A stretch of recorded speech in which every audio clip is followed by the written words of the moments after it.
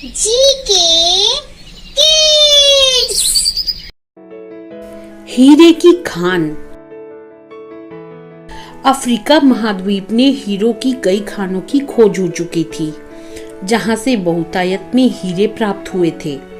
वहां के एक गांव में रहने वाला किसान अक्सर उन लोगों की कहानियां सुना करता था जिन्होंने हीरो की खान खोजकर अच्छे पैसे कमाए और अमीर बन गए।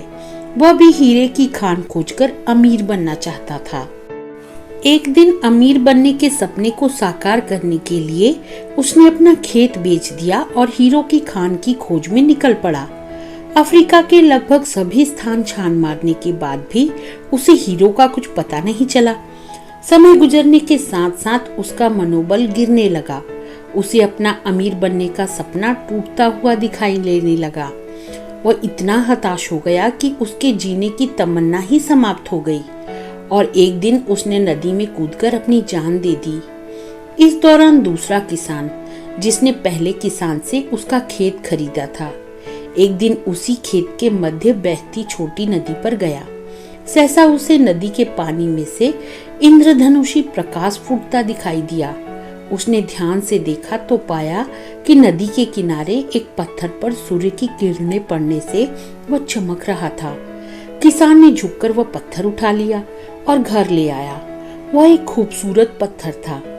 उसने सोचा कि वह सजावट के काम आएगा और उसने उसे घर पर ही सजा लिया। कई दिनों तक वह पत्थर उसके घर पर सजा रहा। एक दिन उसके घर उसका एक मित्र आया। उसने जब वह पत्थर देखा तो हैरान रह गया। उसने किसान से पूछा, मित्र, तुम इस पत्थर की कीमत जानते हो? किसान ने जवाब दिया, नहीं। फिर मित्र बोला, मेरे ख्याल से ये हीरा है, शायद अब तक खोजे गए हीरो में सबसे बड़ा हीरा। किसान के लिए इस बात पर यकीन करना मुश्किल था। उसने अपने मित्र को बताया कि उसे यह पत्थर अपने खेत की नदी के किनारे मिला है। वहाँ ऐसे और भी पत्थर हो सकते हैं। दोनों खेत पहुँचे और वहाँ से कुछ पत्थर नमूने के तौर पर चुन लिए। फिर उन्हें जांच के लिए भेज दिया। जब जांच रिपोर्ट आई तो किसान के मित्र की बात सच निकली। वे पत्थर हीरे ही थे। उस खेत में हीरो का भंडार था। वह उस समय तक खोजी गई सबसे कीमती हीरे की खदान थी। उस खदान का नाम किम्बरले डायमंड माइंस है। दूसरा किसान उस खदान की वजह से मालामाल हो गया।